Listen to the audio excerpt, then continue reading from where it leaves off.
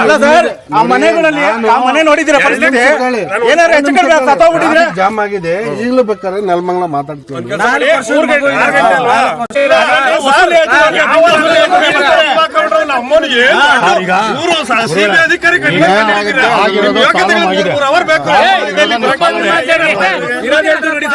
ನಮ್ಮ ಕೈಗಳಿಂದ ನಾವು ₹1 ನಾವೇನು ಮಾಡಲ್ಲ.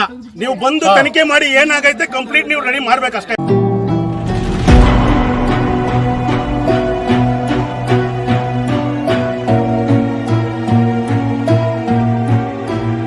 ನಮಸ್ತೆ. ಇದು ಇನ್ಸಿಡೆಂಟ್ ಆಗಿರೋದು ಎಷ್ಟು ಗಂಟೆಲ್ಲ? 3 ಗಂಟೆಲಿ ಆಗಿರೋಂಥದ್ದು. ತುಂಬಾ 40-50 ಮನೆಗಳಲ್ಲೆಲ್ಲ ಸುಮ್ಮನೆ ಎಲ್ಲಾ ಕಡೆ ಶಾರ್ಟ್ ಸರ್ಕ್ಯೂಟ್ ಆಗಿದೆ, ಎಲ್ಲ ಹತ್ಕೊಂಡು ಉರಿದೋಗಿದೆ. ಕೆವಿಬಿಗೆ ಇಮಿಡಿಯೇಟ್ ಆಗಿ ವಿತ್ ಒಂದು 5 ಸೆಕೆಂಡ್ 5 ನಿಮಿಷದಲ್ಲಿ ಫೋನ್ ಮಾಡಿದ್ದೀವಿ. 2.5 ಅವರ್ 3 ಅವರ್ ಆದ್ಮೇಲೆ ಸ್ಪಾಟ್ ಬಂದಿದ್ದಾರೆ. ಒಂದು ಆ 11 KV ಹೆವಿ ಲೈನ್ ಅದು, ಅದ್ರ ಕೆಳಗಡೆ ಸರ್ವಿಸ್ ಲೈನ್ ಏನ್ ಕೊಟ್ಟಿದ್ದಾರೆ, ಬರೀ 2 ಇಂಚ್ ಡಿಸ್ಟೆನ್ಸ್ ಅಲ್ಲಿ ಅದನ್ನ ಮಾಡವ್ರೆ. ಅದನ್ನ ಗುತ್ತಿಗೆದಾರ ಆದಂತ ಅದನ್ನ ಪರಿಶೀಲನೆ ಮಾಡ್ಬೇಕಾಗಿತ್ತು. ಜೊತೆಲಿ ಅದನ್ನ ಚಾರ್ಜ್ ಮಾಡ್ಬೇಕಾದ್ರೆ ಇಂಜಿನಿಯರ್ ಆದಂತವ್ರು ಬಂದು ಅದನ್ನ ಚೆಕ್ ಮಾಡಿ ಚಾರ್ಜ್ ಮಾಡಿಸ್ಬೇಕಾಗಿತ್ತು. ಇವತ್ತಾಗಿರೋ ಇನ್ಸಿಡೆಂಟ್ ಗೆ ಯಾರ್ದಾದ್ರೂ ಪ್ರಾಣ ಹಾನಿ ಆಗಿದ್ರೆ ಯಾರು ರೆಸ್ಪಾನ್ಸಿಬಿಲಿಟಿ? ಇವಾಗ ಬಂದು ಆಯ್ತು ಬಿಡ್ರಿ ಅದೇನಾಗಿದೆ ನಾವು ರೆಡಿ ಮಾಡ್ತೀವಿ ಅಂತಾರೆ. ಪ್ರಾಣ ಹೋಗಿದ್ರೆ ಅವ್ರ ಕೈಲಿ ಕೊಡಕ್ ಆಗ್ತಾ ಇತ್ತಾ?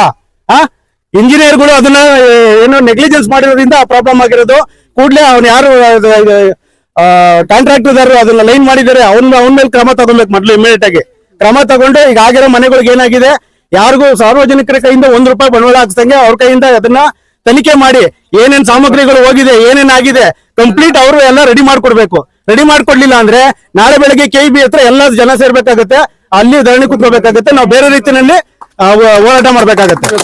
ನಂದೀಶ್ ಅಂತ ಸರ್, ಇದು ಎಲೆಕ್ಟ್ರಿಕಲ್ ಗುತ್ತಿಗೆದಾರರ ಬೇಜವಾಬ್ದಾರಿಯಿಂದ ರೋಡಲ್ಲಿ ಹೆಂಗ್ ಬೇಕು ಹಂಗ್ ಲೈನ್ ಎಳೆದ್ಬಿಟ್ಟು 11 KV ಮತ್ತೆ ಇದು ಮಾಮೂಲಿ ಮನೆ ಕರೆಂಟ್ ಕಲೆಕ್ಷನ್ ಆಗ್ಬಿಟ್ಟು ಫುಲ್ ಸುಮಾರು ಇವತ್ತು ನಮ್ಮೂರಾಗೆ ಒಂದು 30 ಮನೆ ಫುಲ್ ಶಾರ್ಟ್ ಸರ್ಕ್ಯೂಟ್ ಆಗಿ ಮನೆಯಲ್ಲಿರೋ ಎಲೆಕ್ಟ್ರಾನಿಕ್ ವಸ್ತುಗಳೆಲ್ಲ ಸುಟ್ಟೋಗಿದೆ.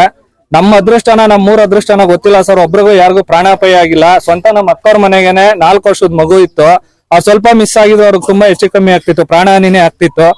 ಪೂರ ಮನೆನೇ ಹತ್ಕೊಂಡು ಹೋಗಿದೆ ಸರ್. ಮನೇಲಿರೋ ಥಿಂಗ್ಸ್ ಐಟಮ್ ಎಲ್ಲ ಹತ್ಕೊಂಡು ಉರಿದೋಗಿದೆ. ಇದಕ್ಕೆ ನಾವು ಫಸ್ಟ್ ಆಫ್ ಆಲ್ ಈ ಗುತ್ತಿಗೆದಾರರನ್ನ ಫಸ್ಟ್ ಇದು ಮಾಡ್ತೀವಿ ಸರ್, ಆರೋಪಿಸ್ತೀವಿ. ಸೆಕೆಂಡ್ನೇದಾಗಿ ಬೆಸ್ಕಾಂ ಅಧಿಕಾರಿಗಳನ್ನ ದೂಷಿಸ್ತೀವಿ. ಯಾಕೆಂದ್ರೆ ಯಾರು ಬಂದು ಅದನ್ನ ಪರಿಶೀಲನೆ ಮಾಡಿಲ್ಲ. ಅದರಿಂದ ಈ ರೀತಿ ಆಗಿದೆ. ಈ ರೀತಿ ಮುಂದೆ ಇನ್ಯಾವ ಊರಲ್ಲೂ ಆಗ್ಬೇಡ. ಇದ್ರ ಬಗ್ಗೆ ಬೆಸ್ಕಾಂ ಅಧಿಕಾರಿಗಳು ಗುತ್ತಿಗೆದಾರರು ಎತ್ತೆಚ್ಕೊಬೇಕಂತ ನಮ್ಮೂರ್ ಪರವಾಗಿ ನಾವು ಕೇಳ್ಕೊಂತಿದೀವಿ ಸರ್. ನಮ್ಮ ಹೆಸರು ನವೀನ್ ಗೌಡ ಅಂತ ಸರ್.